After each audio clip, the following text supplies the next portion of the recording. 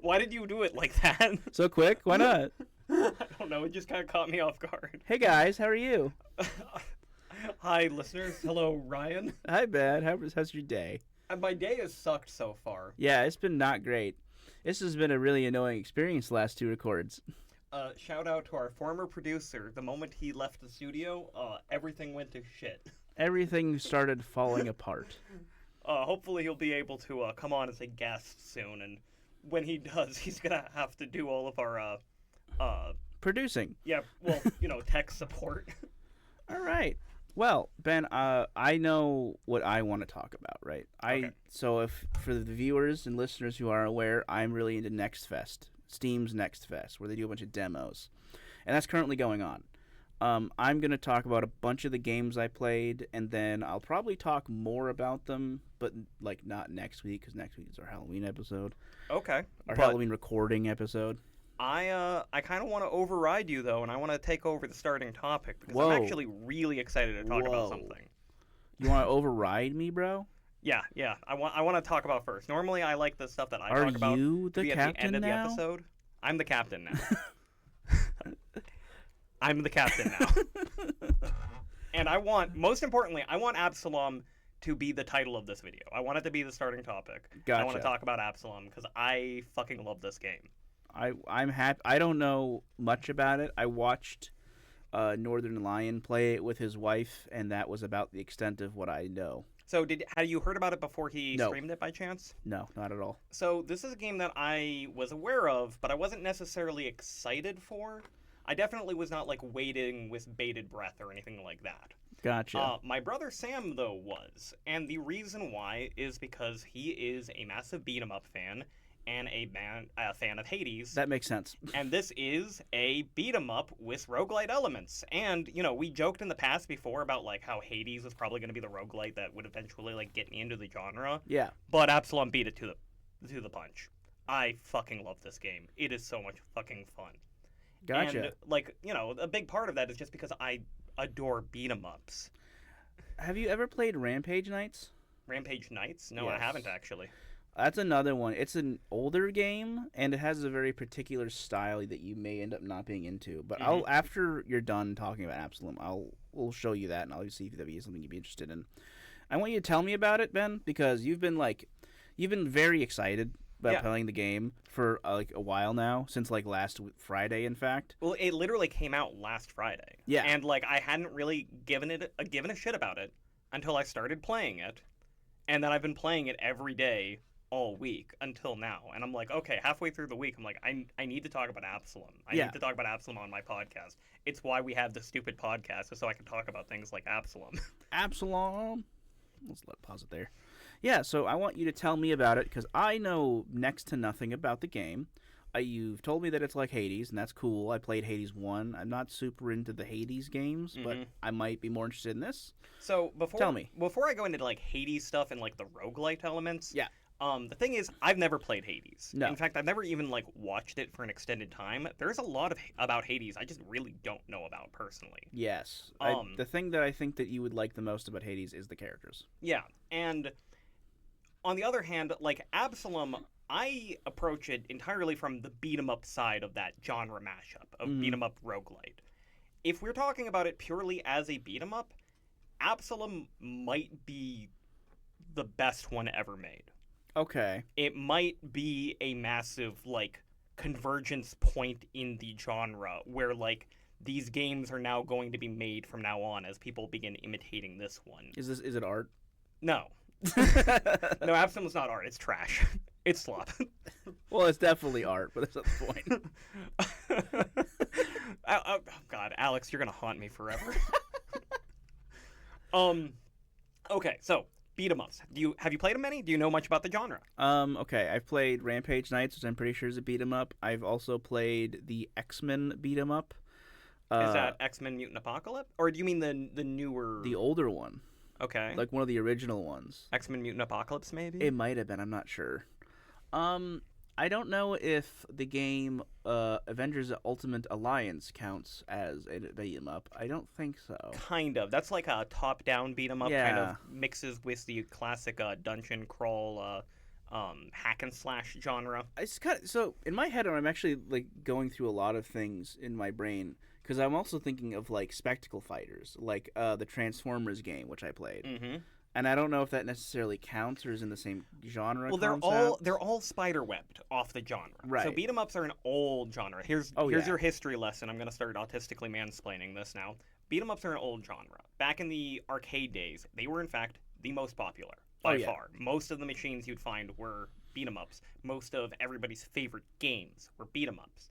And there is a very, very simple reason for it. Because beat 'em ups are kind of a weird genre. They are incredibly casual while also being like incredibly hardcore. They're super, super fucking easy while also being like unfairly hard. Yeah, it's combining like fighting game stuff with single player. Yeah, well, technically, fighting games are another thing that evolved out of beat 'em ups. I assumed. What the trick to it? The reason why beat 'em ups were so popular is just multiplayer. Because they are incredibly fucking easy to get into. I mean, like a skill floor that's so low it's underground. Yeah. And you can play with your friend.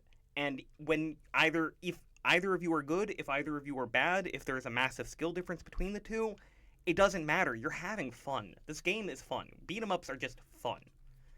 I also played Castle Crashers. Castle Crashers, boom, perfect. Which I example. hated. I didn't hate it because Castle Crashers is a bad game or anything. I don't have that opinion. I hated. I think I've told you before. I know I've told you off podcast, but on podcast, our mutual friend, one of my best friends, Aiden, when we were growing up, I would go to his house, which is across the street, and I'd play the first mission of. You're always playing that stupid fucking first mission. I'd play the first mission, and then I would leave, and Aiden would beat the game, and then I'd come back the next day, and he'd be like, "We're playing Castle Crashers again," and he's playing on a new character, and I'm playing the same fucking character, the same first mission. And you have to keep on doing. This is so fucking perfect for when I talk about why Absolum is so good. The middle of the game, I have no idea what it's like. I've just done the stupid, like, farting, shitting deer quest part of that game so many times. Made me hate it. I've also obviously played the one in UFO 50. Oh yeah, I forgot about that one. Punch Club? Fist Hell. Fist Hell, okay. I actually don't like that one.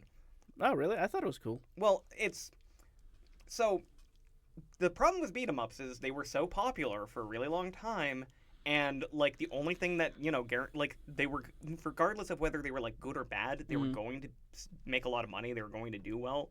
Because that multiplayer element is so fun, Yeah. For a long time, you would just pick a license like Teenage Mutant Ninja Turtles or X-Men or Alien vs. Predator, RoboCop. Yeah, a million. And it's just, boom, multiplayer fun beat-em-up game. Throw a guy at your friend, the guy punches him, it's great. I wouldn't say that there was any evolution in the genre, like, at all, until you put it on consoles, and that's where things started getting like, okay, we can't just expect people to feed coins into it forever to keep this unfair chaos experience going. We actually need to balance it. We actually need to add more complicated elements. So like the original Double Dragon had like an experience system where you could like learn moves, and that was like really expanded on in like River City Ransom, which had a whole RPG world where you could buy items and stuff like that. Also Golden Axe, I just remembered. Golden Axe is one of the classics, and it's one of the ones that... So Golden Axe is like the first huge fantasy one, right? Yeah. Because like your beat 'em ups, you've got your I'm playing as a street brawler, and this is specifically a reference to the movie Streets of Rage, which I made you watch for movie night one time. Yes, I do remember this. And then there's the fantasy ones where it's like, okay, this is Golden Axe, or we're doing like a D&D style thing, and like we all are my favorite Conan the ones. Barbarian. My favorite ones for a long time was Capcom's King of Dragons, which I played the Super Nintendo version over and over and over again, trying to beat that with the limited lives that they give you. And eventually, Dragon's Crown by Vanillaware is just one of the fucking most beautiful goddamn games ever. And it was my favorite beat-em-up until Absolum. Yes. So, Absolum. It is the roguelike beat-em-up. But, without the roguelike elements, if I were to just remove those and all the little randomizations and stuff, it's still kind of the best beat-em-up ever made. And that's mostly because, like, the beat-em-up genre has been kind of stagnant. The biggest problem is that they're very repetitive. You play that first level over and over and over again, you don't really ever want to play it again. Like, it's always fun to play a beat-em-up, but eventually you just gotta keep on moving on and playing different beat-em-ups. Yeah. Yeah, no, I agree with you. Absolum, however, which I don't know if I mentioned yet, was developed by Guard Crush and Super Monks, and published by Emu. Okay. They were the developers of a particular beat 'em up, which many of the fans of the genre would know, Streets of Rage 4. Streets of Rage 4. Okay. Streets of Rage 4 specifically. So Streets of Rage 1, 2, and 3 are Sega games, and they were Sega console games, not Sega arcade games. And they were actually some of the best fucking beat 'em ups ever made. Just excellently fucking designed, excellently fucking paced, actually had like a fair combat system and stuff like that. And then Streets of Rage 4, which is a fairly new one, is just, I mean, before Absolum, it was like the best, pretty much. well, between that and Dragon's Crown, like some people didn't like the feel of Dragon's Crown, but like, I mean, the problem with Streets of Rage 4 is that it's a linear game. You just play through it the one time, and it's a really, really good game. Like, I have never introduced it to someone, played start to finish, and not have them have an incredibly fucking fun time. Gotcha. But, you play it once, and then it's done. So the devs of that added in, like, an endless mode where you just keep on fighting battle after battle after battle. Oh, okay.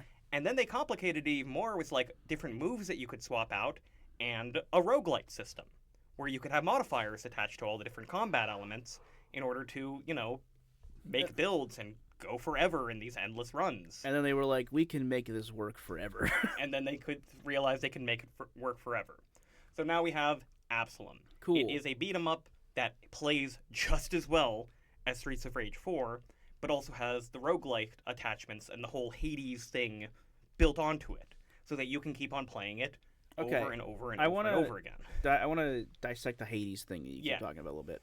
So I'm going to describe to you what Hades gameplay is like, the Hades specific bits, and I want to know if that's what's happening in this game. Well, first of all, like, the big difference is Hades is an isometric combat game. Obviously, yes. And I believe you go just room to room to room, combat sequence after combat sequence after combat sequence? Not exactly. Okay. It really depends. That's why I wanted to explain. Yeah. So usually what happens is you start off in hell, in Hades. In your base. In your base.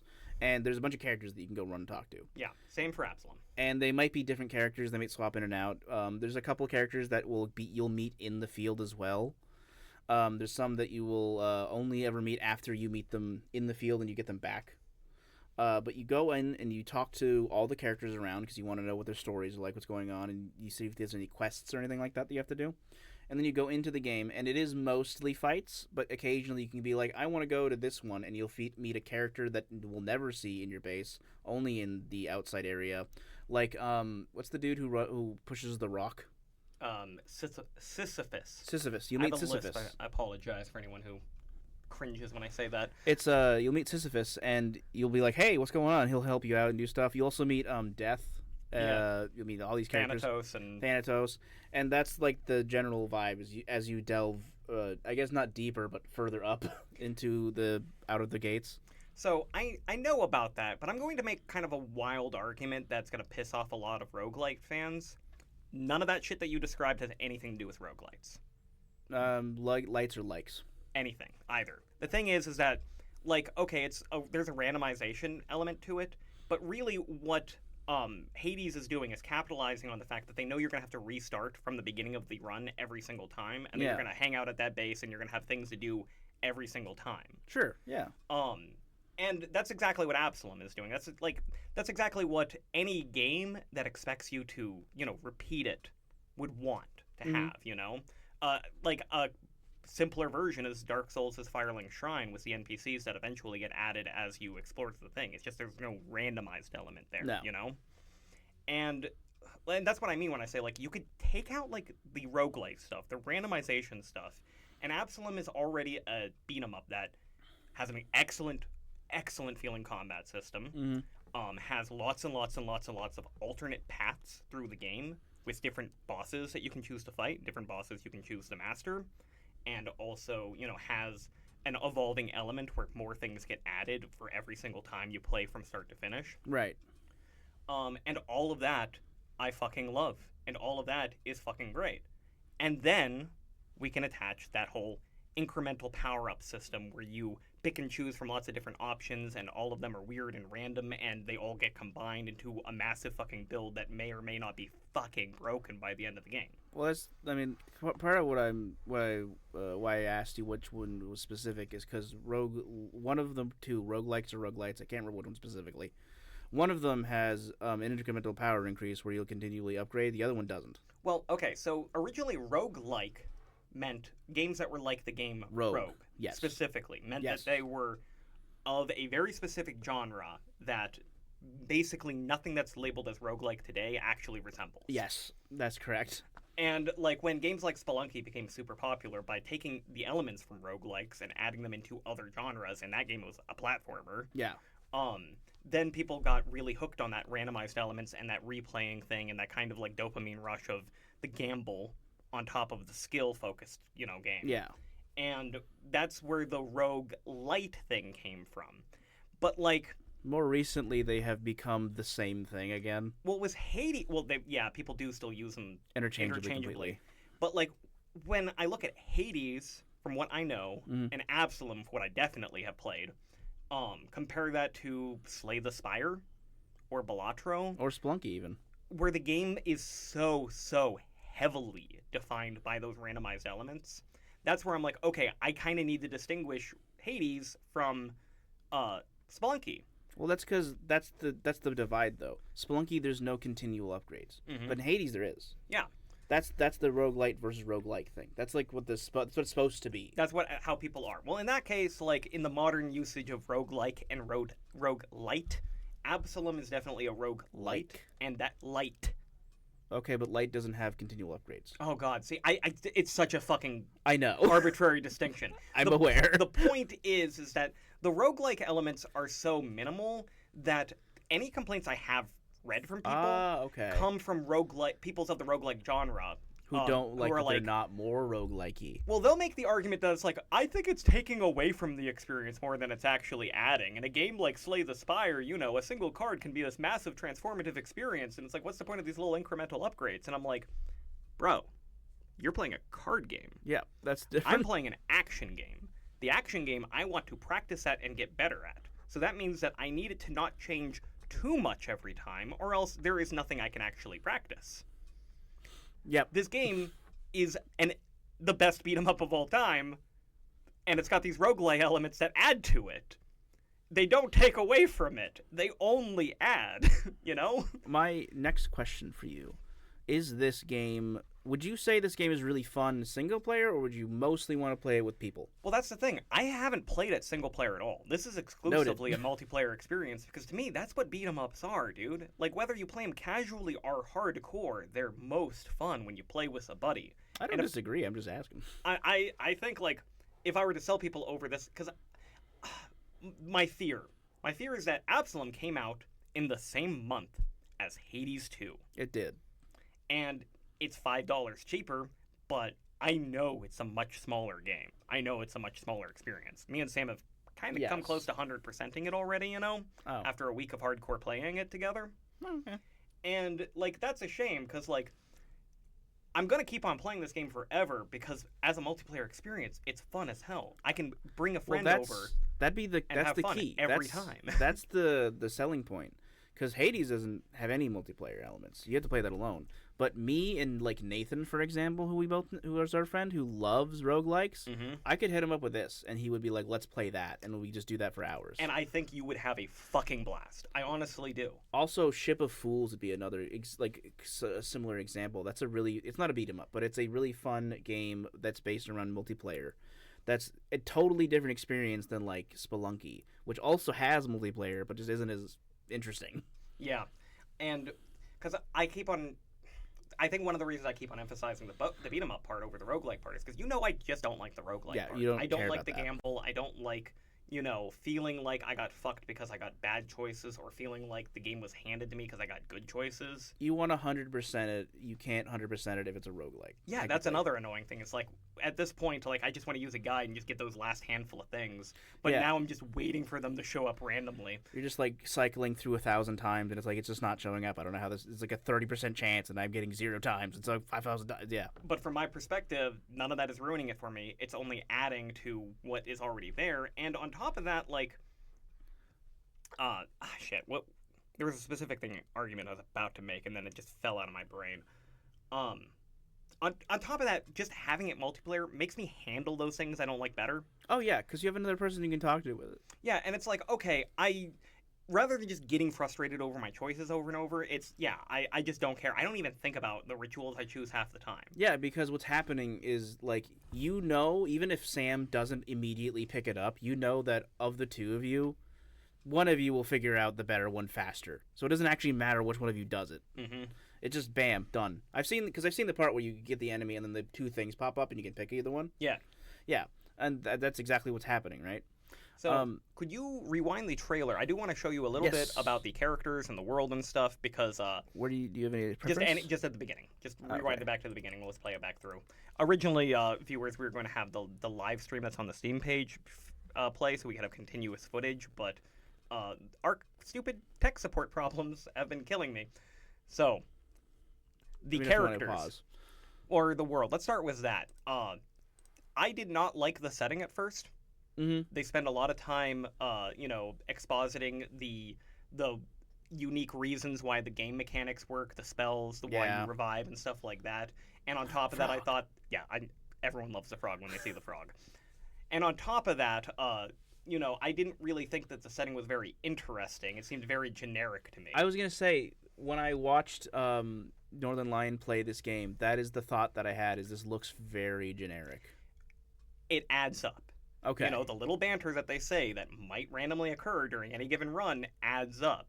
And then I really did fall in love with this world. I fell in love with these characters. Like, okay, so the four characters, you've got Galandra, who is the blue swordswoman here. Carl, who is a dwarf. Cider, who is that cool-looking, like, ninja character. So we can find them. And Brome, who is the frog wizard. The frog! That's who I'm playing. At the start, I saw Brome, and I'm like, he's the best character. Brome is the coolest. I'm obviously going to play as him.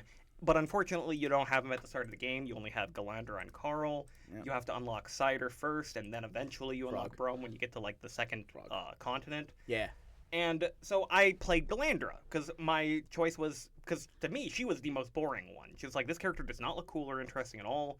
I'm just gonna use them first and then move on to the character that I like. Play them from least interesting to most interesting. Couldn't do that.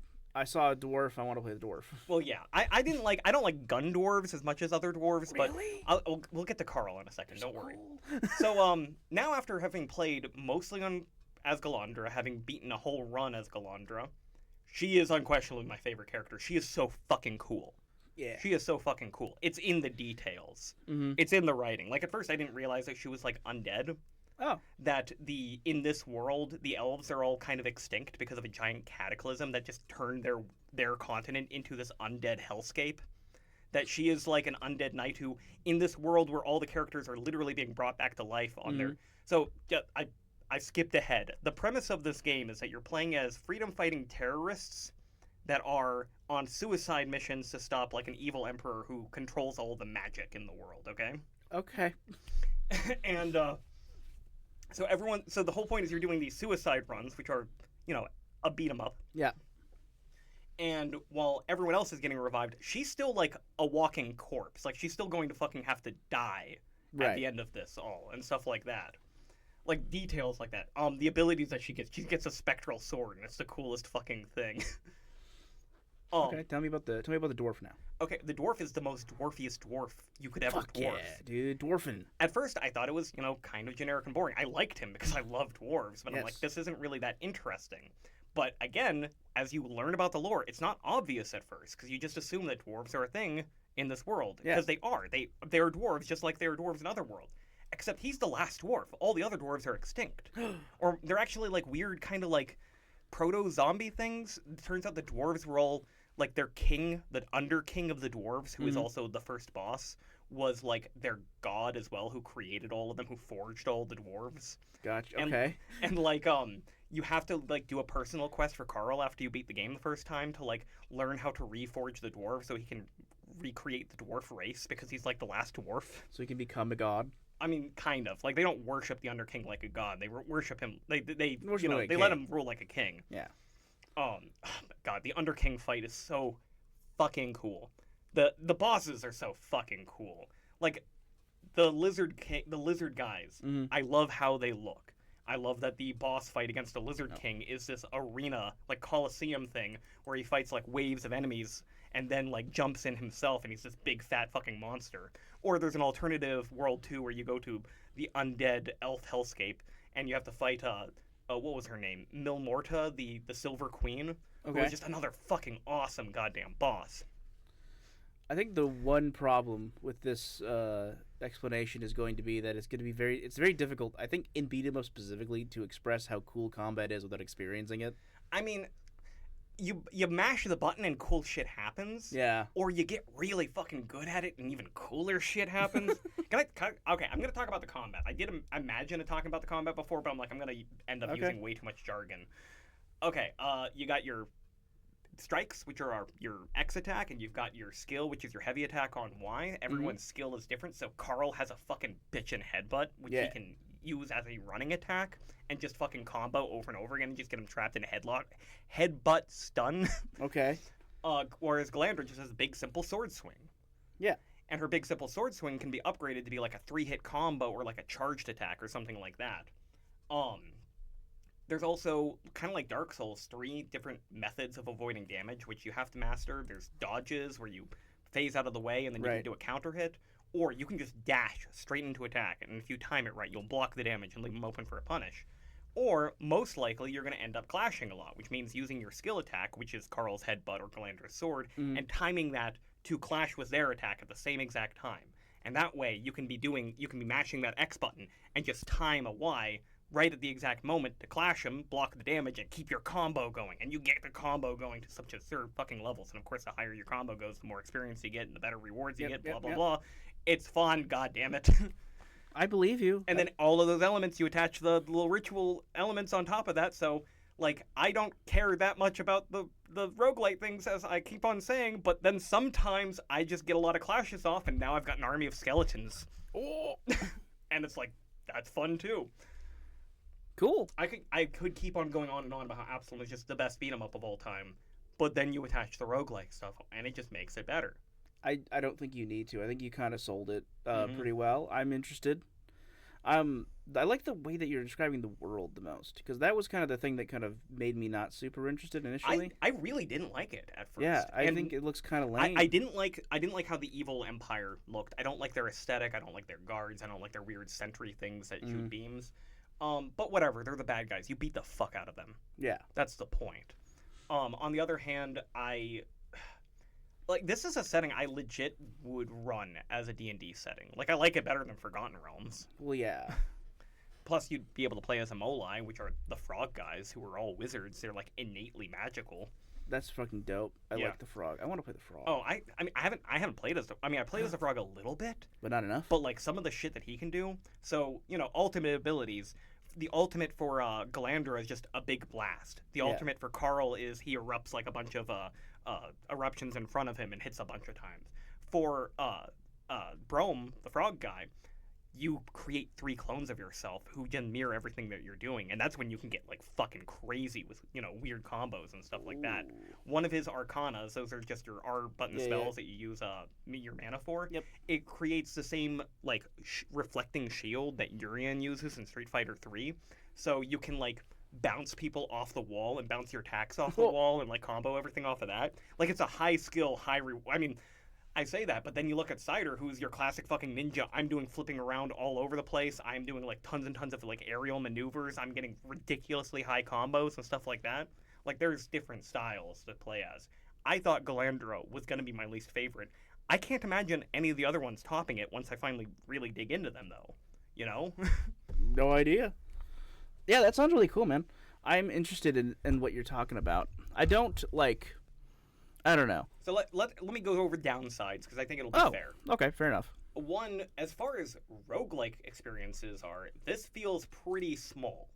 Like I said, I think me and Sam are pretty close to 100%ing it. Gotcha. And while we have plenty of motivation to keep on playing, like, we've played through Streets of Rage 4 dozens of times, even though that game doesn't change at all, Yeah.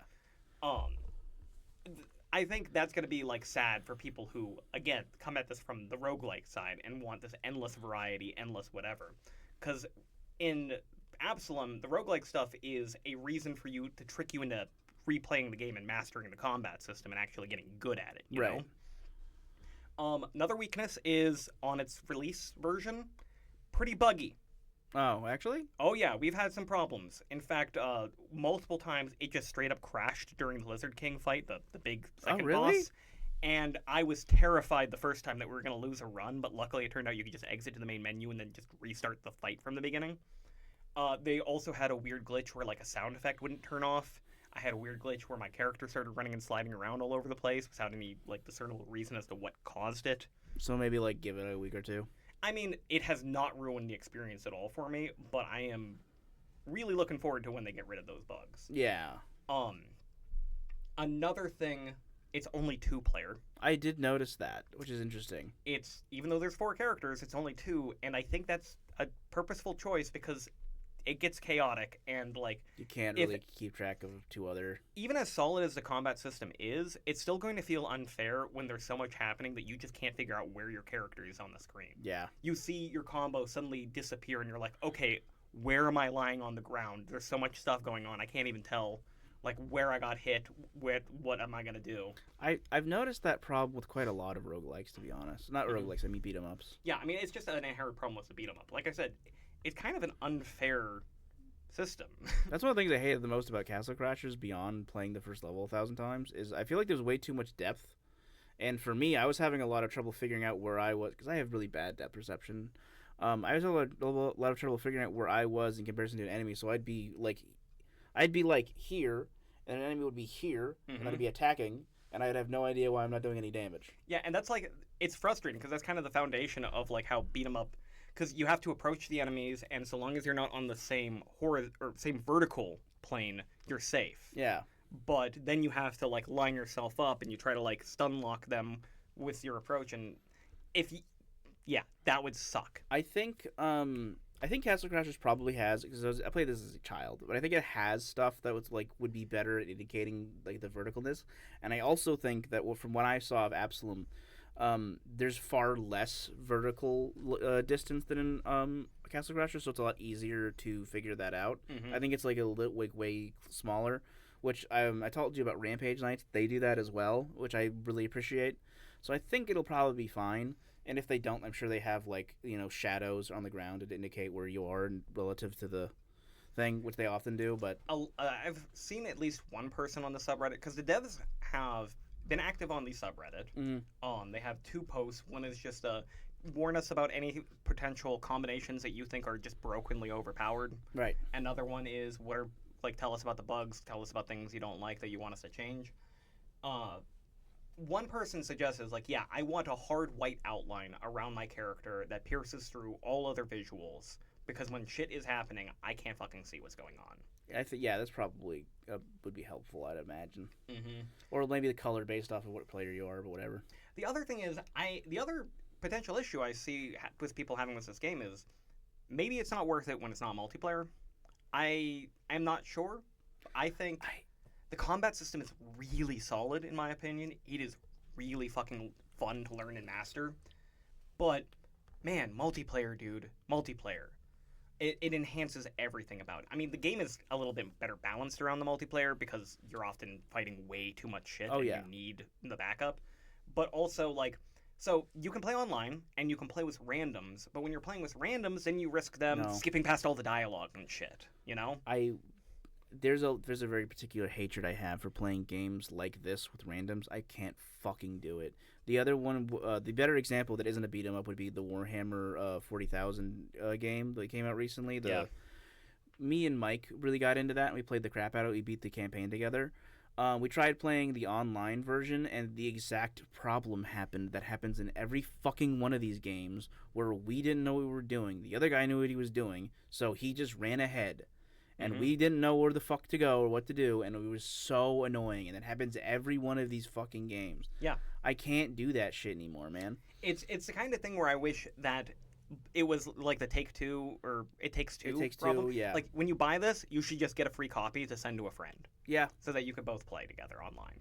In my case, I play couch co-op. I was going to say, I think in the context of this game, I think they'd probably do that for the next one, potentially. But, for this one, because it's, one of their first ones that's, going to be it's kind of getting big outside of the beat 'em up genre. I don't know if that's really fair, especially if it's only $25. Like that's not a lot of money. I mean, I'm not trying to like be elitist or anything, but like I think most people who are into the genre will be able to handle that. Yeah, it was funny at first. One of the annoying things is that while it's gotten rave fucking reviews from any outlet that's reviewed it, there is one exception. It got a 7 out of 10 from IGN, i.e., the one that's going to appear at the beginning of every fucking list of reviews. Of course. And that, like, it bugs me. You know, it bugs me that it's got that 7 out of 10, and I read the review. They didn't understand beat 'em ups. It bugs me that this came out the same month as Hades 2, and it's going to be compared to that, when I don't think it's fair, because Absolum is really, really good in a specific way that Hades 2 isn't trying to be good at, and all the ways that you could compare it to Hades 2, I'm pretty sure Hades 2 is better at it potentially. than it. I don't know. I haven't played Hades 2. I only played Hades 1. Well, like, the characters, it took me a while to fall in love with them. It really did. Yes, you said. They weren't nearly as charming or horny as I am told that the characters from Hades are, Yep. Brom is great. What is this video? Oh, that's the Cider. Cider is so fucking cool. I don't want to... So, like, her deal is that she's like a clockwork cyborg kind of thing. She's got kind of like a robot arm that she's got attachments and like trap stuff to. Cool. Oh my god, so fucking cool, so fucking badass. I think I'm gonna have to force you to move on. You're gonna have to force me to move on. You're gonna have to force me to move on. I love Absolum. Please, everybody, try out Absolum. If you like beat 'em ups, if you like playing games with your friends. This is Rampage Nights. This is the game that I was thinking of originally when you said like roguelike beat 'em up. I loved this game when I played it and it first came out. It looks like this. Ooh. But it's really fun.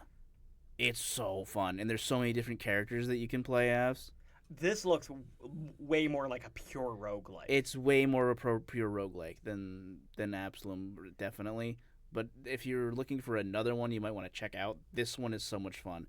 I would describe this more like Binding of Isaac meets a beat 'em up. I don't know why I say Isaac. I love it that you do, though. I can't help it.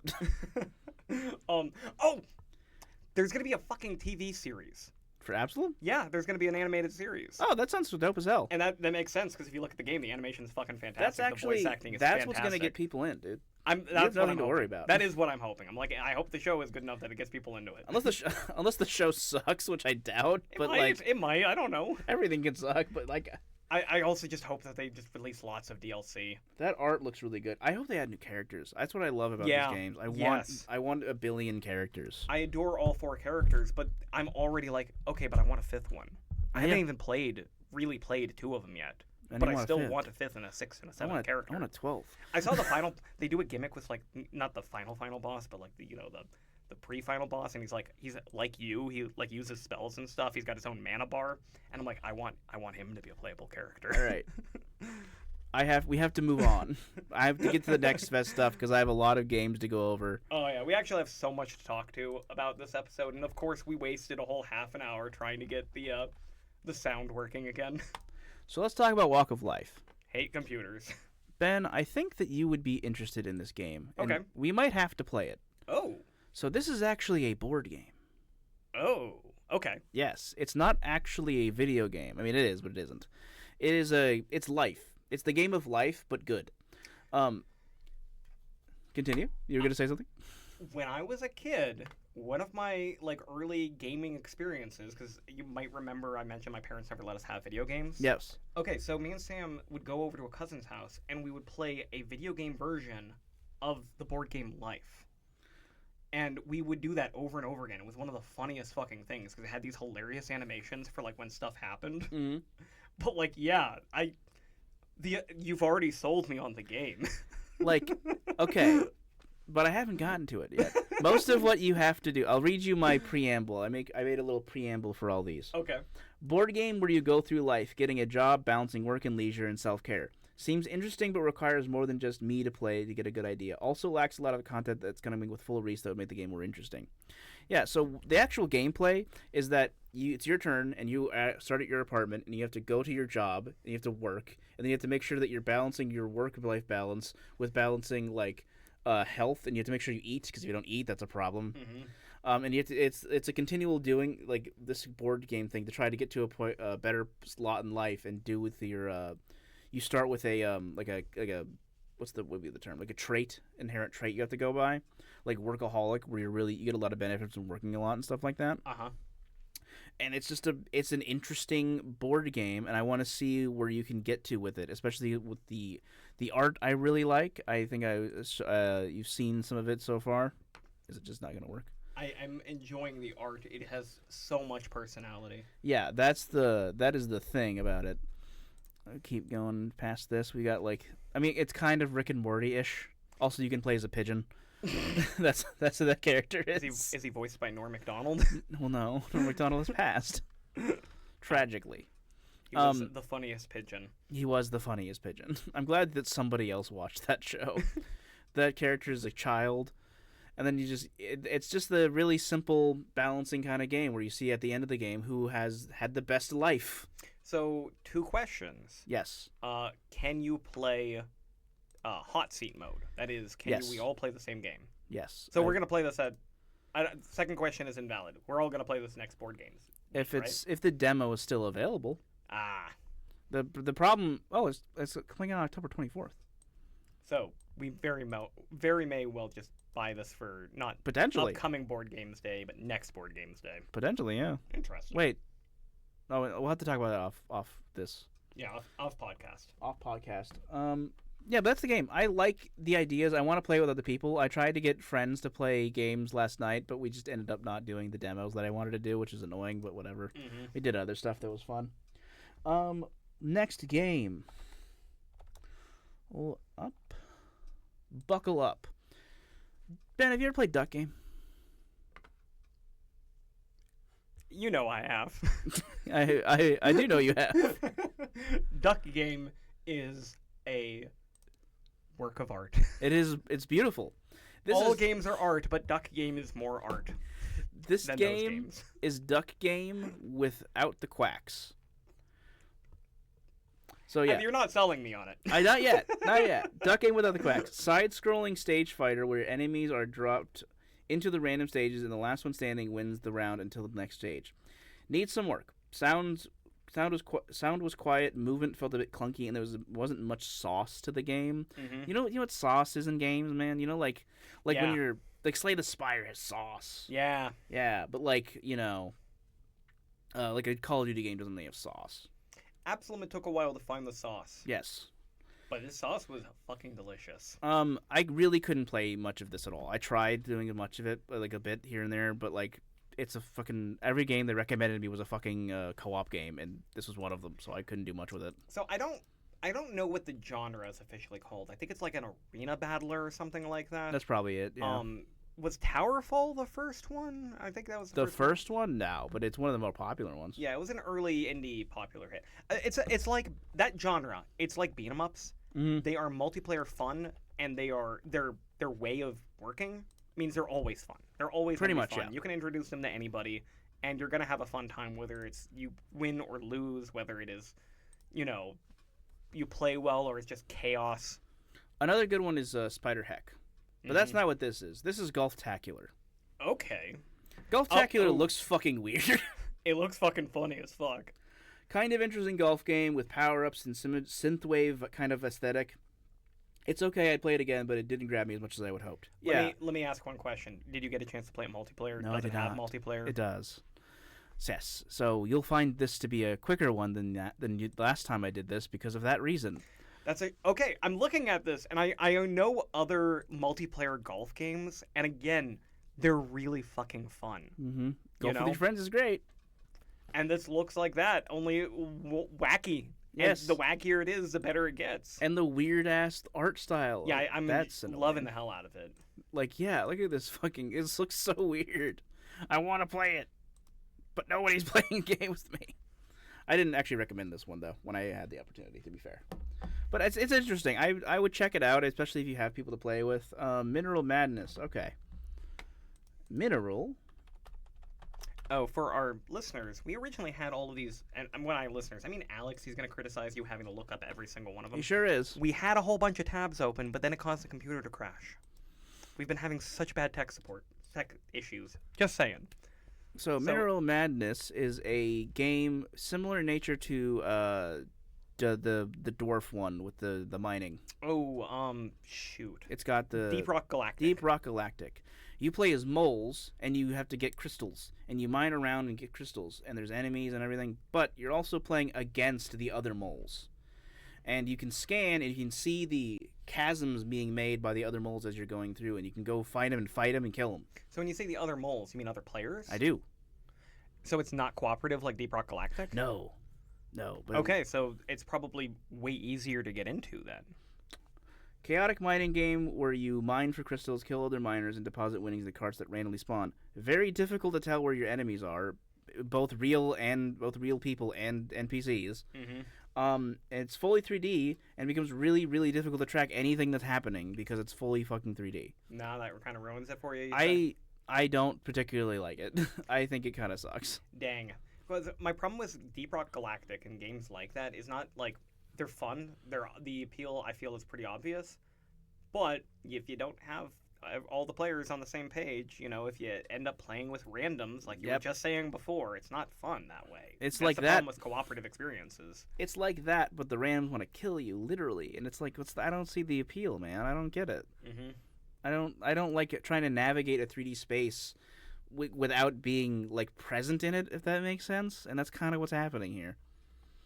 Oh no. Oh god. I have to sneeze. Ben Phil. Look up at the light. That's the thing. I don't have anything to fill. You caught me off guard. That actually Okay, helps. I'm going to go back to talking about Absolum. Super B. Don't you fucking dare. All right. Super B. Doesn't that look fun? Terrible attempt at a third-person shooter where you play as a children's toy in a child's imagination. Has multiple game modes that cycle. And even in the demo, it has awful microtransaction bullshit that you'd see in a phone game, which this probably is. Yeah, I think this is like, you know how in Fortnite and Roblox, they're trying to like make every game? Yeah. I think this is another person's attempt at that, and I hate it. Yeah. I hate it. I played the Battle Royale mode, and I wanted to die. It doesn't control as well as it looks like it's controlling on any level. I don't know what's going on most of the time. I don't like it. I do not like it. It's free. You could play it, but don't. Fuck that game. Fuck the people who make it. Hazard Angel. This is the weirdest looking one so far. Weirdest as in cutesy, cartoony versions of biblically accurate angels? I believe that's what's happening. I'm not 100% sure. Okay, so, the game Haphazard Angel, the game I least expected to be a co-op game. Okay, do they always... What's with these weird avatars out to the side? Are they showing footage VTubers. of streams? Yeah, these are VTubers. That's a weird way of doing a trailer. It shows that people are interested in the game. Good for them. I didn't know if that was part of the game or not. No, it's not. Good. If the audio was on, you'd probably be able to tell. Yeah, the Fox Girls are definitely my least favorite part of this so far. That's fair. It's fair. You play as one of 4 wings on a biblically accurate angel trying to purify sins or obtain more sins. I'm not 100% sure. The messaging is Wait, you play odd. as one wing? Yeah, you're playing as one of the wings. Okay, and other players play as the other wings? Mm-hmm. So you have to coordinate to control the, Yes. And you can kind of see in the trailer here and there that, like, some wings will be, like, devilish looking and the others will more look like angels. That's because you can individually choose, like, what thing to pick up. Okay. And some of you can choose to pick up the devil stuff, some of you can choose to pick up the angel stuff. It's really weird. It's kind of like Lovers in a Dangerous Space Time, I think. I was going to say, isn't there a game where you, like, play as a spaceship? Yeah, that's it. Okay, yeah. It's just fucking weird, though. I haven't really been able to get into it. I tried getting my friends to play it with me, and none of them... I couldn't sell it on them without them being able to see it. Because Nathan would play the shit out of this, but I had to show him the video, and he didn't look it up. I love the creation of Adam with God is just surrounded by these weird eyeball things that are apparently the angels. Artistically, it's cool. Yeah, that's the thing, is, like, I look at it and I'm like, okay, that's a weird choice for a theme. Yes. You know, like, It's a weird choice for a theme. It's a weird choice for a theme that goes with these mechanics. It is a weird art choice to go with that theme because we're combining these two bizarre fucking things. But I dig it. I'm not saying I don't dig it. I do dig it. I think that like if we actually I want to play it, I might try and play this again. That's my goal. I think actually playing it with real people will be really fun. Now I just haven't been able to do it. I have played Lovers in a Dangerous Space Time. I played it with only one other person. I believe it's up to 4 players, and that might make the difference. But I was thoroughly unimpressed by it. We played it with 3 or 4, and I was also kind of like, eh. Mm-hmm. I'm interested in it. I think this has the most potential as something to be played of the games that I have here, minus 2, but we'll get into those 2 later. I think the real shame of this episode so far is that most of the games we've been talking about are multiplayer party experiences, and all of them are worse than Absolum. I know. So Absolum is only 2-player. That's true. All right, Last Mile. This is really weird. Ooh, is this a driving... Last Mile. An amateur attempt at combining Pacific Drive with Consuming Shadow. A driving game where you try to solve a mystery by getting from one point to another point on a map while driving down a windy road with little to no visibility. A GPS system that was made by someone who does not drive, and the music is bad, the atmosphere is trying and failing, and the scares don't really hit when your eyes are glued to the 10 feet of road that you can see in front of you, and you can't look on the other side of you to left or right. I like the concept, and I hope the developer can work on this idea to improve it, but it's cool, but like it just fails on every aspect. Mm-hmm. So it's trying to be a horror game, but like it just doesn't work because you can barely fucking see anything in front of you at all anyway. And half the time when I'm playing this, because all you really do is drive down a really long, windy road that goes like a million different stupid fucking routes that goes back in on itself, I'm sure.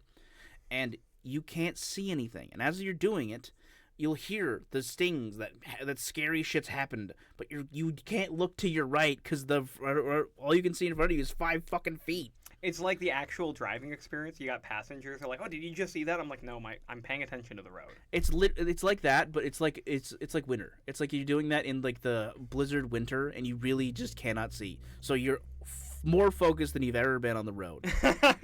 And then there's other shit happening, apparently. Well, the funniest thing is that it sounds like this was on purpose. The idea is that you're focused on a task, and then there's scary shit, and that fucking messes you up. It just doesn't work the way that they have it set up. They need to... Okay, I wanted to go back and talk about the games that I mentioned. Consuming Shadow. I'm assuming you don't know what that is. No.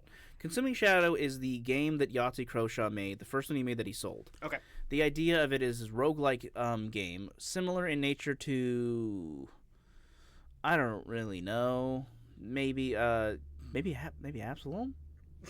Actually, your brain's just infected now. It's like so. It's what all you can think about? It's a side shooting game. You know those games that are like on like addicting games and shit where you shoot a thing. It's literally a side scroller and it's a shooter. Yeah, and specifically those ones where you control the movement with like WASD and you control the aiming with the mouse, so you have 360-degree aiming. Exactly that. Okay.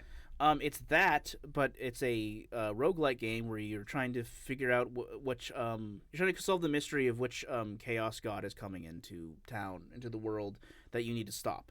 Very Yahtzee Croshaw. Very Yahtzee Croshaw. Loves that shit. It's a really good game. I think I liked it a lot. I think I had some bugs last time I played it, but it's cool. And every single enemy and everything is in silhouette, so you can't see anything in specific.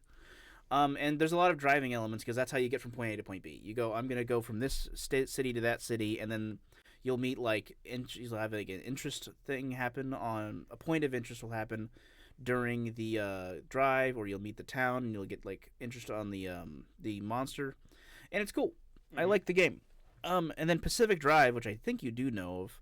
Yeah, I've definitely heard of that. Yeah, that's another roguelike driving game, but this is literally driving. It's 3D.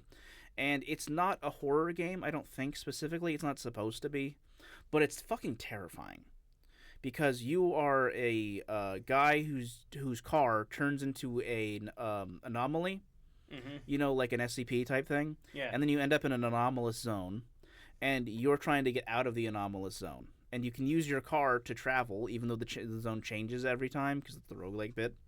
And you have to get stuff and get back to the the garage in order to live, basically. Is it one of those things where you have to like realistically use the car? Like you got to remember to pop the hood when you want to do maintenance and shit like that. Okay, so I'm thinking of different games. You're thinking of like Drive Beyond Horizons would be one. It kind of is, it kind of isn't, because it has car affecting elements, but like it's not as complicated as you have to like change the oil filter. It's like you have an engine and you can change the engine, the whole engine of the car. Yeah, it's just a straight upgrade. And then a lot of the upgrades are based on upgrading the chassis and everything in your storage. Yeah, I personally don't like little fiddly simulation based challenges where it's like, okay, you got to remember that this is a real thing. Like the Outer Worlds. Yes. Or Outer Wilds. I think the Outer Wilds. Is Outer Wilds. Just it's a game that I know is amazing. That I know I would like. Yes. But like, I'm the kind of person where I'm playing a spaceship game where if I forget to close the door and I get sucked out into space because of that, I'm just gonna get pissed off. Because I mindlessly forget to do shit. That's my problem. Yeah. You know? That's my problem in real life. I don't want it to affect my games. But that's not really what's happening in Last Mile. Got it. In Last Mile, you play as just the car. You never get out of the car. You never get out of the car. No. That's a wasted opportunity. I agree. The way the GPS works is that the camera doesn't move. So the car, as you can kind of see here, the car, I ruined it. I ruined it all. You can no longer browse the screenshots. I ruined it all. Fuck. I got it. No, I can do this. I can do this. What keeps happening? I keep clicking. There we go. So you can see the car down here. The car will move and rotate, but the camera will not. Do you know what that means? That means that when you're driving left in the context of the GPS, the car is left. You're going straight, but the car on the GPS is left. Wait, does that have tank controls? Is that what you're trying to describe to me? No. So imagine Google. Think about how you would use Google Maps if you're going from a place. The way you'd use Google Maps is that it's showing you the direction of the car, and then as you turn in real life, the car will turn. Oh, yeah. The car is always... You're always the same central view as you. Yeah, because your position when you're sitting in a car is you're always facing forward along with the car. The car is going forward, you're always moving forward, so the map is the thing that rotates, not the car. This doesn't do that. That probably was on purpose, and I doubt it was a good decision.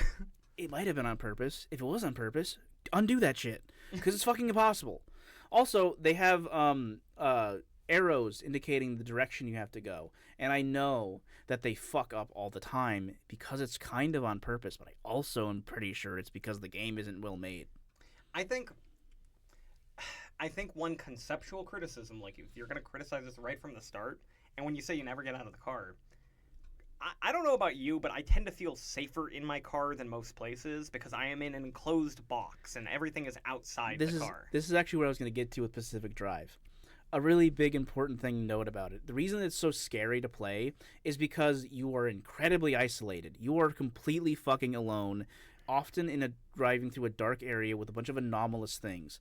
And notably, you have to get out of your car to go do stuff all the fucking time. And sometimes, if you forget to do a thing like put the parking brake on, you'll turn around and your fucking car will be gone.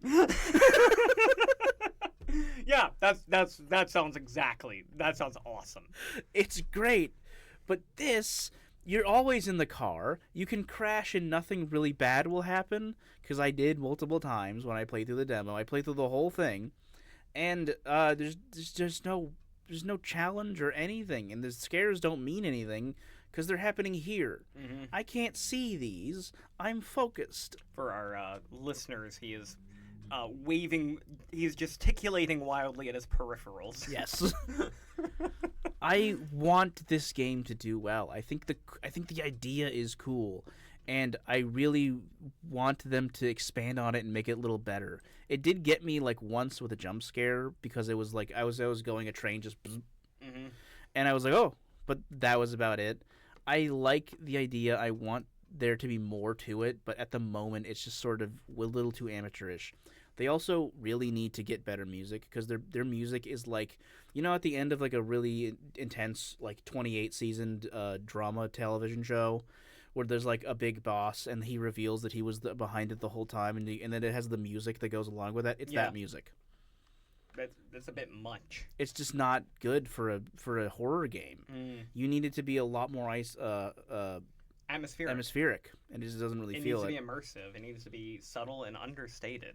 Yeah, it doesn't really work with what they're doing. Honestly, like, even if they just removed the music and just had car sounds, it would probably a little better. Yeah. At a glance, it looks like a work from an amateur dev. I'll just tell you, underdogs, try, keep looking at it. Yeah, making something good. I genuinely think that it can be a really good game if you put a little more effort into it. But you need to like learn more about the genre you're trying to emulate, and then it will be awesome. But at the moment, it's just not as good as I want it to be. There we go. There's the big title. There's one of them. I kind of forgot about this one, not gonna lie. Okay, let's talk about Simulator 2. Power Wash Simulator 2. You know, I've never played Power Wash Simulator. I'm aware. I feel like I would love it. Maybe. You know how I feel about it. It just seems like such a relaxing experience. It's Power Wash Simulator again. This game is built for me specifically. I love cleaning games. I love Power Wash Simulator 1. I will almost certainly buy this game, and you shouldn't. I shouldn't? The sequel adds some expansion to the game, but not much, and much like the Power Wash Simulator 1 DLC, feels like a cash grab. If you're insane like me, you can buy it, but if you're normal, stay away. People love Power Wash Simulator. You keep on acting like you're unique. I'm not trying to say that I'm unique. What I'm trying to say is that the gameplay is very one-note, and a lot of the DLC they added really isn't great. What was the DLC they added? They would add like it'd either be sponsored stuff. So it'd be like God of War Ragnarok ones. They did one for Shrek. So just sponsored stuff to go on. And then the other thing about the Power Wash Simulator that only people who play it really know is that a lot of the things, especially the vehicles, will have tiny little pieces, and you need to clean each individual piece in order to get the thing 100%. Oh, so it's going to bug me specifically in that. What will happen is that you'll be going through, and you'll go one pass through an area, and you'll clean 1,000 parts, and then you'll move on. And then at the end of the thing, when the whole thing is clean, there'll be like 10 or 20 parts on the thing that you can't fucking see because they're tiny little things. You have to go hunt down and figure out exactly where you fucked up. And in Power Wash Simulator 1, it was a lot of this thing is completely visually clean, but there's like a slight dirt thing underneath a texture that you have to like focus on to get to, and it was really annoying. In 2? In 2, it's gonna be the same thing. It's Power Wash Simulator 1. All they really did was add a couple of tools to stuff. But you love it. I love it. Of course I do. So I should play Power Wash Simulator 1. Yeah, because you're crazy like me. I shouldn't worry about the DLC, no. And I should judge Power Wash Simulator 2 based on that. Well, okay, here's the thing. You're going to buy the DLC even if you don't think you should, because it's more. Yeah, it's more. It's just more. You get to play more. I have a DLC problem, dude. Borderlands 2, financially killed me. Borderlands 2? Yeah, just because I had a ton of DLC and I just wanted all the DLC. I didn't think the DLC for that was mostly worth it, to be honest. It wasn't, dude. That's what I'm saying. Like, there was Tiny Tina's Wonderland, but that was about it. Dude, I bought all the fucking skins and hats and shit. What the fuck? Don't ever get into Payday. Yeah, no, I never will. And why do you think I hate the modern gaming industry so much? Because it's, designed to predate on me. G Rebels. It's Cyberpunk 2077, but you're playing as a plane. It's an open-world game where you're always in a cockpit of a plane, flying around doing aerial maneuvers and talking to people on the radio. You play as corporate cops who go on patrol and are above the law, but the police are still a threat. Weird game might be cool for people who are really into planes and flying, but it's just not for me. This is way cooler than you're giving it credit, dude. It looks cool. Well, okay, so flight simulators are... It's a pervasive genre. It's something I've never gotten into myself, but I've been curious about it, you know? Hey, well, here's a game you can check out. For people who like flight simulators, because, okay, there's, pilot-brained people. Oh, know? Yeah, there are. People who, even though being a pilot is a horrible fucking job, they do it anyway because they just fucking love flying, you know? It's like horse people. And, yeah. or sword guys. Yeah. And in this case, it's like, okay, and then setting it in a cyberpunk setting, that sounds cool as shit. I think one issue that pilot-brained people will have is I don't think that the plane controls like anything else. I think it's too loose with what it's allowing you to do. That's my a reason I don't like simulation-based racers. Yeah. Is like this doesn't feel like it's like it doesn't feel like it's worth it unless I buy myself a fucking steering wheel and Exactly. thing. Yeah. And for flight simulators, that's 1,000 times more true. It's like if I'm not controlling this with a joystick, then What's the point? Then like it's not a simulator. It's just like I'm flying. Yeah, and I'm not trying to like downsell it for people who are into it. I'm just not. I tried to get into it. I played it a bit, and I was like, this isn't that interesting to me. Well, this is exactly the kind of thing that I wouldn't get excited for myself, but I would desperately want to put it in front of the right person. I want to hear their opinion on it because I want this to be good for them. Well, I think this says this doesn't have reviews. I thought this had reviews. The reviews are for the previous game, if I'm not mistaken, are not honestly great. So it might be an issue. Rebels. Okay, no, I guess it didn't. I don't know where I saw reviews then, but I don't know. I'm not saying it's bad at all. It just really doesn't appeal to me on any level. I can't get into it. The idea is so cool. The idea is really cool. It's just one I can't really particularly find myself interested in. Right, we're nearly at the end. We've got 3 more games to talk about. If I could spell anything right. Hero. There we go. Outbreak 0. I see zombies. Okay. Way better than I would have expected. This actually looks very nice. It sure does look nice, doesn't it, Ben? Yeah. It's not. Oh. No idea what's even happening. Okay, actually, it looks like it's lagging really bad right now. Start in sewer, no dialogue, no map, no markers, nothing. I don't know what to do, and I don't know where to go. It was a buggy mess, and I don't want to play it anymore. Yeah, so it's looking worse and worse the longer the trailer goes. It sure is. I watched this part of the trailer, and I was like, that looks cool. I'm going to check that out. I never got to this part of the trailer where that happens, and that looks not super great. What I'm pretty sure this is an Unreal 5 game that... what the fuck? That got weirder. Okay, this is... Oh my god. Everything's glitching out. Yeah. It looks terrible now. It sure does. That first shot, I was just so impressed that an indie game had such impressive lighting. And then, like, the models are bad, the animations are bad, everything looks glitchy. This is in the trailer for the game. I know. I couldn't figure out what to do. I didn't know what to do. I was running around a fucking sewer looking for anything, and it was like, you need a key card. I couldn't find it at all. And it was buggy and shitty, and like I played this for like 20 minutes. I don't want this to exist. Don't play this.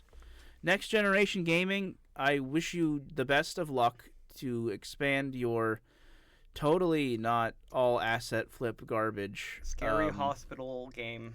Scary hospital horror game. All yeah, reviews bro. Mixed. I'm sure these are gonna do great. You're good at making trailers. Maybe focus on doing that, because I got that trailer wasn't very good in my opinion. It just all he did was impress us with lighting. Do the first half for somebody else, and you might make money. And the lighting wasn't that impressive either. It was just impressive for what I assumed was like a zero budget indie game. All right. We have only got a couple left to talk about. There's such a big difference between those I'm an amateur dev and I'm just trying to make something versus we're just asset flipping some bullshit. Which one is it? I don't know. Okay, so this is my wife threw out my card collection, so I bought a dump to find them all. I saw this game on Reddit. I kept on seeing this title. Also, there was a coincidental fucking story on Am I the Asshole about like someone's wife throwing away their Pokemon cards. And that was like a weird thing, and now I'm wondering, was that viral advertising? I don't know. I saw none of that. I saw the game, saw what it was, and I was like, I'm going to download that and play it. The entire idea of the game is that you get a giant pile of trash. Okay. And then you have to take all of the trash and throw it away and find the cards that are stuck somewhere in that trash can. You are playing a needle in a haystack game. Yes. I played this today before I came here. I knew that I would be into it, and I am. I did everything I could to make sure I got at least one fucking card. That's all I wanted to do. Mm-hmm. I played the game for like a couple hours, I think, this morning, and I was able to get the one card. It's a really cool idea, I think. I like the notions. I don't know. They need to do more to expand how you go through the trash and everything. Because they've got stuff like you can find a bird and put in a bird's nest. I didn't notice any tires when I played. That wasn't a thing in the version that I saw. I also initially thought it was going to be a lot more sorting, and there isn't really. So that's kind of annoying to me. But it was cool all the way up until I found the fucking card. And as soon as I found the card, the game tanked. What do you mean? The whole experience went to frozen, shitty, 1 FPS shit. I couldn't do anything. I couldn't clean the card. On you. Yeah, and it's a demo. It's a demo. So don't be, like, freaking out. It's a demo. They're going to move on it. They're going to improve it and make it better. And I know that I'm not the only person who had that problem because I saw other people complaining about it. But it is currently an issue. I like the idea of the game. I think it's a really neat idea. I just need them to do more with it. And then I'll be down to play the moment it comes out. No, seriously though, it's so fucking funny because there's been this like ongoing like drama story on Reddit of like some guy whose wife threw out his Pokemon cards and everyone's calling her a fucking bitch and saying he should divorce her and stuff like that. And it's like, I've been reading this and then I go onto our games and just reading about new games and it's like, hey, there is a game about looking for your trading cards in a dumpster. I'm sure this was a result of that story. Well, it was the same week. There's no way he could have developed it in time knowing that. It's probably, honestly, it's a Reddit card. It's probably a fake story to sell the game. I mean, it might be. Or it might be just a complete coincidence. Like, that two different sides of Reddit. Maybe. And as far as I know, like, I didn't dig into it. I didn't look to see if there were any, like, connected users. But the game has gotten attention on Reddit, and you say it's fun, and it looks fun to me. So even if they were doing sneak advertisements. All right, I don't have much to say about the game because except that it crashed the moment I tried to get the card, but it's cool. One game left. All right. Left. The other game that I heard about from Reddit first before today. Ben, I'm going to need you to, because I'm going to read you my notes, and then I'm going to have you explain to our audience what pathologic is, okay? I don't know if I am ready for the You're task. more capable than I am. Basically just a pathologic game. Go. That's what you left me with. Okay, so pathologic is a fascinating game. It is one of the most interesting games to have ever existed. Sure is. It is also terrible. Yes. It's famously terrible, but also famously really good in a very interesting way. So the first person to write extensively about it, we mentioned last week on the podcast, was Quinns. Quinns. You know, of Shut Up and Sit Down and Quinn's Quest. He's a writer and lover of obscure games and stuff, and he wrote a pretty good summation of it. There's also a very famous H-Bomber Guy video going into it, also a good Mandalore Gaming video. That's how I learned about Pathologic. And I'm bringing this all up because, like I said, I don't feel equipped to explain Pathologic. Pathologic is fucking fascinating. Yes. It's absolutely fucking weird. Fascinating. So it's famous for having, like, some of the best writing in video games, period. Yeah. Like, not just, like, in terms of, like, the overall storytelling or whatever, but, like, moment-to-moment dialogue, musings in, like, philosophy and, like, just, like, beautiful, like, poetic shit, which is all ruined by the original horrible fucking translation of the game. Yeah. Because it's this jank-ass fucking, just jank Russian game that is really hard to play, really fucking slow. Nothing seems to work the way it's supposed to. It kind of feels super buggy. It is incredibly brutal in its, like, survival mechanics and stuff like that. But the game is still, like, this masterpiece work of art that just blows people's minds. Yes. It's so weird. So in this version of the series, this iteration, I think you're going to the same town as the original Pathologic, I think. Or maybe Pathologic 2, which is, like, the thing. I mean, Pathologic 2... So, Pathologic 2 is a remake of Pathologic 1. Yes. Pathologic 1 didn't get finished. But there's literally differences, tell right? you in the game.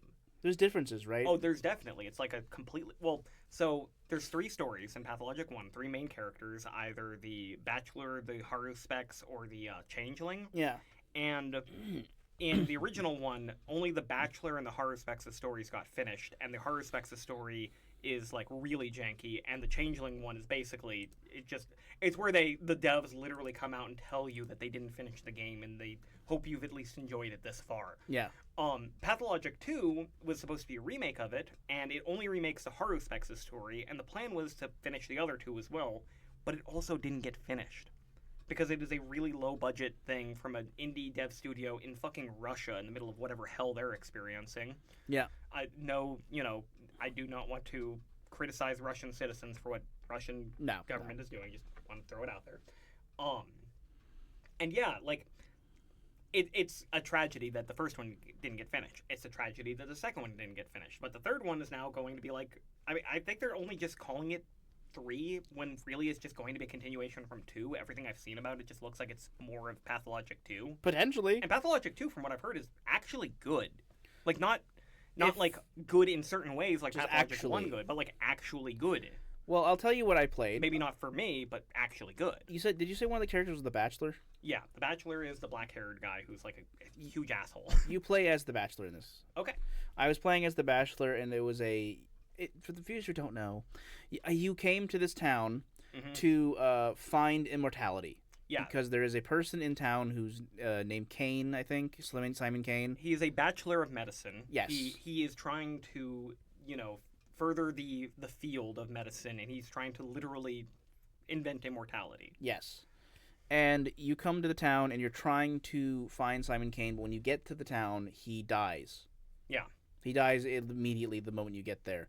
The demo mostly revolves around, like, trying to go over the investigation mechanics, because they have that. They have, like, the way they do quests is through, like, a mind map thing that you have to wander through, and you have to wander about talking to different characters and getting, like, a feel for the town. The demo has specifically only, like, a few instances of this, because normally the game is open worldy, but the demo really isn't, unfortunately. And then you play through, like, the first day roughly, and then it skips to, like, day 5, which is a totally different thing going on. And then you have to talk to different characters, and you have to go try to pick up the story from what you have available to you. It's fucking weird. It's really weird. It has the steps from Pathologic 1. In the context of the story, the steps are really important for reasons I can't remember. For our listeners who might not know, he's talking about, like, step planes. Like, this takes place in, like, this weird... Because it takes place in Russia, or, like, a place kind of like Russia. Yeah. And it's got that Mongolian influence, because Russia's huge, and there's such weird parts of Russia that people don't even know about. I didn't mean the step planes. I meant the steps, the platform steps that go into nothing and shouldn't be able to work. Oh, you mean like the weird messed up architecture? Yes. Who's that? MC Escher style architecture. Yeah, because it's just stairs that go up, but there's no, like, supports of any kind. In, like, Pathologic 1, you see that stuff. It's like, is it a bug? But it's like, it's not. It's part of the weird universe and the weird art style and the weird story that they're telling. I don't know if there's any way we're going to be able to sell you on Pathologic, honestly. I mean, I'm not trying to sell anybody on Pathologic. I will say that I will buy every Pathologic game with no intention of actually playing them. I've also done that. Because it is legitimately, like, because if you know the story of Pathologic... It's just a game series I want to support. They are devs that I want to support. They are fans that I want to support, And I do want to look into it a little bit. Like, when Pathologic 2 came out, it was actually wildly praised for that whole memory map system. Apparently, it's just a really, really good way of organizing, like, quests and, trying to remember, like, when you have to, like, have a log of, like, what's happened and what you need to do. A huge problem in lots of games nowadays. Yeah. And it does it really well. This fucking guy is so weird. Yeah. Can we mention how weird this game is, listeners? I don't know if we have mentioned it enough. I don't even think they have some of the weirder characters, like, shown. They don't have any of the weird bug-eye motherfuckers. Like, some characters, like, they will just talk to you as if they're in a stage play, and they will just blatantly break the fourth wall and talk to you as a player. And your character will be like, what the fuck are you doing, bro? That happened in this, when the demo I played it.